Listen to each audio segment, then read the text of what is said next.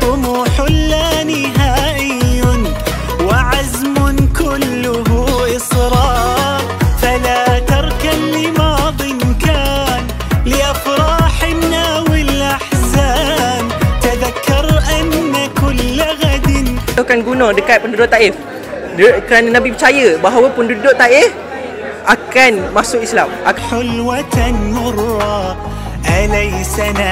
Kuburan ni daripada Masjidil Haram hanya 1 kilometer je. Kira-kira 20 minit.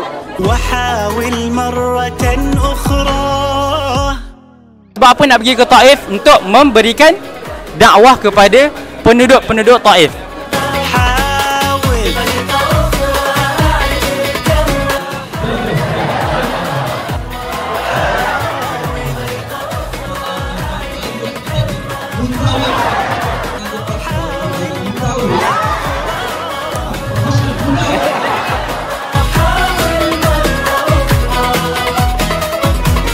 حياتك قصة تروى فدون الحلم لا ترضى وجدد روحها والحج المبرور ليس له جزاء إلا الجنة.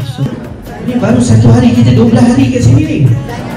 12 hari 10 malam kan kita kat umrah وحتى إن غفوت فقم وقل للكون ها أنت. Betul. Duit tu apa tu maksud dia tu? Okey, kita nak jadikan dia sebagai salah satu daripada sumber pendapatan. وحاول مرة أخرى.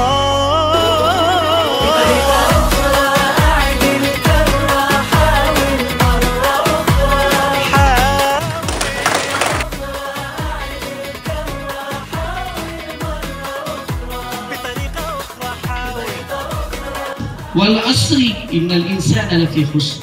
Kan Allah bersumpah dengan masa.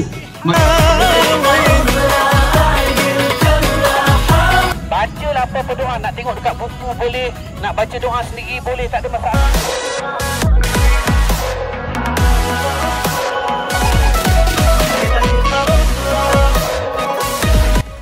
Tahniah dan syabas kepada semua graduan sijil profesional haji dan umrah batch yang ke-24.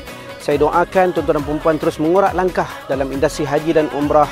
Perjalanan beribu batu bermula daripada langkah pertama. Teruskan perjalanan. Ini satu perjuangan, ini satu dakwah. InsyaAllah kita jumpa di puncak kejayaan. Jumpa di Mekah dan jumpa di Madinah nanti insyaAllah. Assalamualaikum warahmatullahi wabarakatuh.